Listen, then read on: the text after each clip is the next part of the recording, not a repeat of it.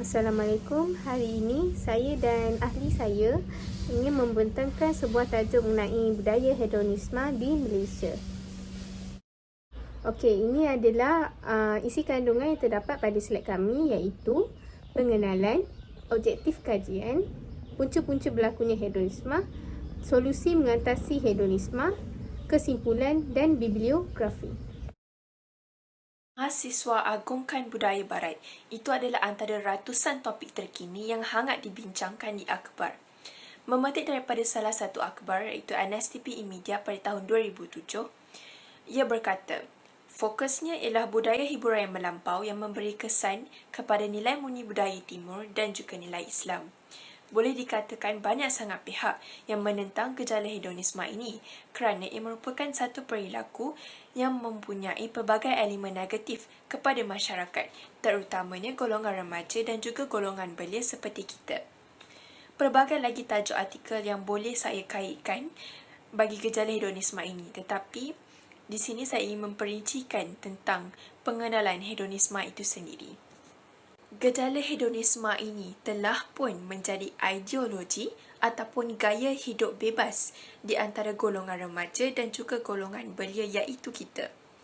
Berdasarkan pengajian yang telah kami lakukan, gejala hedonisme ini sebenarnya telah pun bertapak di negara kita semenjak era 60-an lagi. Namun di dalam skala yang sangatlah kecil. Ia berkembang secara senyap dari joget caca, rock and roll sehinggalah ke zaman kita terkini, iaitu zaman tekno. Ia berkembang dan berkembang seterusnya bangkit menjadi satu sub-budaya yang boleh menggugat kesejahteraan masyarakat. Terusnya, kita memasuki definisi perkataan hedonisme itu sendiri.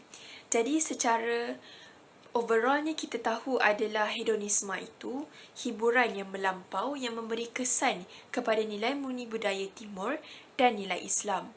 Tetapi secara harfiahnya, hedonisme ini terbahagi kepada dua perkataan, iaitu hidon dan juga isma.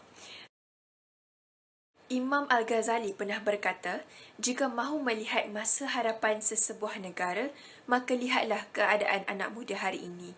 Jadi kami sekumpulan ingin menyeru rakan-rakan semua bersama-sama kita mengubah sikap kita masing-masing agar kita dapat menentukan masa hadapan negara kita yang lebih baik. Objektif kajian kami bagi tajuk hedonisme ini, yang pertama adalah mengenal pasti kewujudan budaya hedonisme di Malaysia, iaitu bilakah ia pertamanya ditemui, terutamanya di kalangan remaja dan juga belia.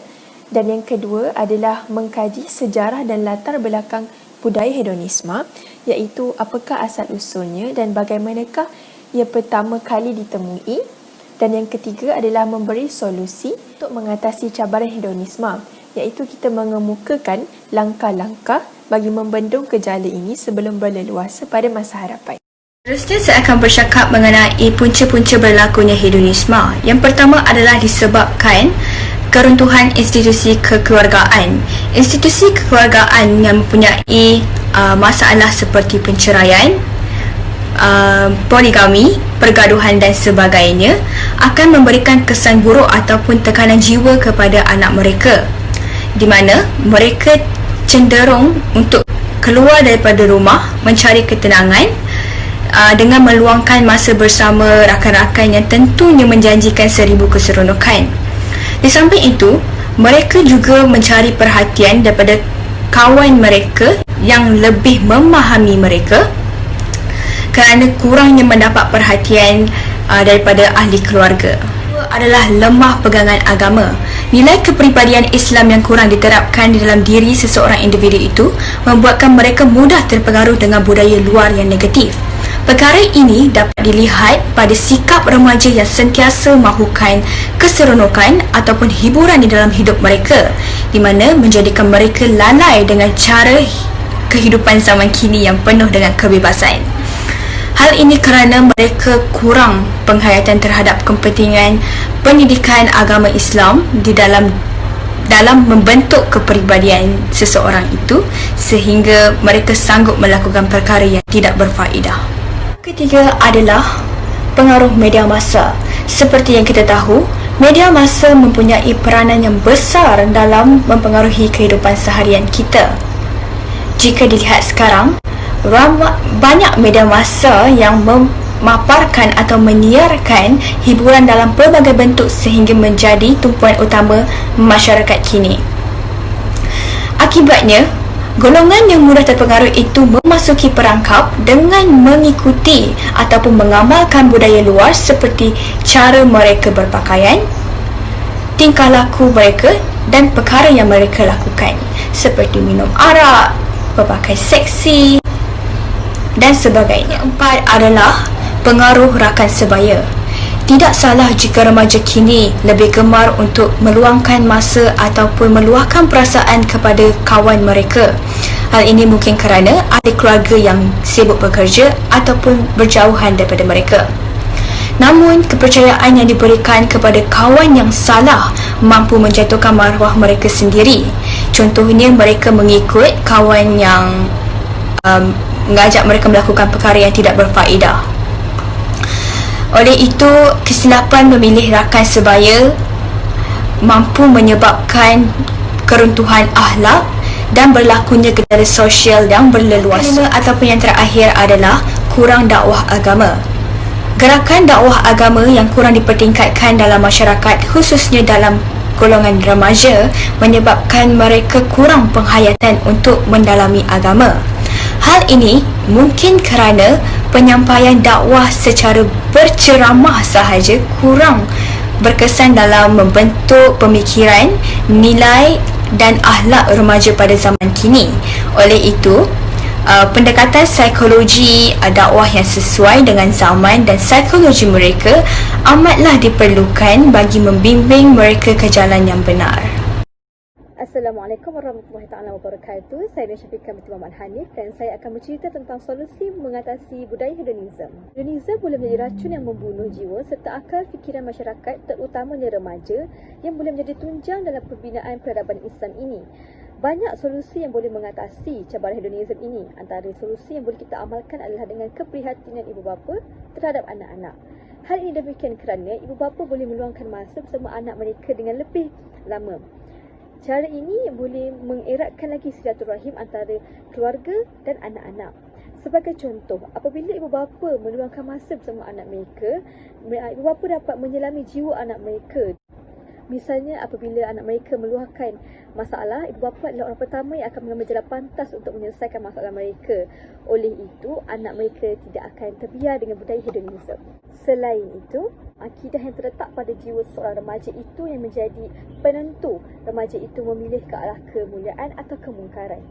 Islam tidak menghalang umatnya untuk mencapai kebahagiaan hidup sekiranya jalan yang diambil itu tidak bercanggah dengan hukum syarak. Allah Subhanahu Wa Taala berfirman, oleh itu janganlah kamu turutkan hawa nafsu supaya tidak menyeleweng dari keadilan, dan jika kamu memutarbalikkan keterangan ataupun enggan daripada menjadi saksi, maka sungguhnya Allah Subhanahu Wa Taala sentiasa mengetahui dan dengan mendalam akan apa yang kamu lakukan. Surah An-Nisa ayat 135. Ini jelas menunjukkan bahawa diri kita sendiri perlu memilih jalan kemuliaan ataupun kemungkaran kerana akidah kita bertambah dan berkurang. Seterusnya, remaja dan rakan sebaya tidak dapat dipisahkan lagi. Seperti yang kita tahu, remaja pada masa kini lebih banyak meluangkan masa bersama rakan mereka. Oleh itu, rakan-rakan perlulah memainkan peranan yang sangat penting supaya remaja tersebut tidak terlibat dengan budaya hedonisme seperti berfoya-foya, minum arak, berjudi dan sebagainya. Oleh itu, Nabi Muhammad SAW berhadis dalam menggariskan panduan untuk memilih kawan, iaitu dari Abu Sa'id radhiyallahu anhu. Ia mendengar Rasulullah SAW bersabda, janganlah kamu berteman kecuali dengan orang mukmin dan jangan ada yang memakan makananmu kecuali orang yang bertakwa. Dari hadis riwayat At-Tirmizi. Di samping itu juga, gerakan dakwah agama perlu dipertingkatkan lagi dalam negara kita ini. Para pendakwah perlulah meluaskan skop penyampaian mereka dengan tidak memberi ceramah semata-mata. Contohnya, sekiranya para pendakwah inginkan penyampaian mereka lebih efisien, mereka boleh turun padang untuk menyelami jiwa anak muda yang suka pergi ke kelab malam, melepak dan sebagainya. Dengan cara ini, anak muda tersebut akan terkesan bahawa mereka juga mampu menjadi seorang Muslim dan Muslimah yang terbaik untuk agama kita. Akhir sekali, pihak kerajaan wajarlah memperluaskan penggunaan teknologi yang canggih dalam menyebarkan bahan ilmiah dan juga perkara yang baik. Seperti yang kita tahu, remaja lebih cenderung untuk mencari segala maklumat di internet. Oleh itu, pihak kerajaan boleh mengambil langkah inisiatif untuk menambahkan bahan ilmiah di internet. Sebagai contoh, pihak kerajaan boleh menggunakan pelbagai aplikasi yang berkaitan dengan bahan ilmiah dan agama supaya semua golongan umur, tidak kira muda atau tua, boleh menggunakannya. Itu sahaja daripada saya. Sekian, terima kasih. Kesimpulannya, terdapat dua falsafah yang mengaitkan mengenai budaya hedonisme, iaitu falsafah klasik dan juga falsafah moden. Falsafah klasik adalah satu kepercayaan bahawa nikmat ialah kebaikan tertinggi dalam kehidupan. Manakala falsafah moden pula berkata, manusia tidak seharusnya mencari nikmat individu sahaja, tetapi hendaklah mencari kebaikan yang teragung untuk sebahagian manusia. Menurut pandangan Islam, budaya hedonisme mampu merosakkan akidah seseorang Muslim. Ini adalah kerana akidah merupakan tonggak perdana dalam seorang Muslim. Budaya hedonisme berkembang kerana beberapa faktor, antaranya adalah keruntuhan institusi keluarga dan lemah pegangan agama. Selain itu, terdapat beberapa solusi untuk mengatasi cabaran hedonisme. Antaranya ialah ibu bapa mestilah prihatin terhadap anak-anak serta kita kenalah memantapkan akidah dalam diri. Sekian, terima kasih.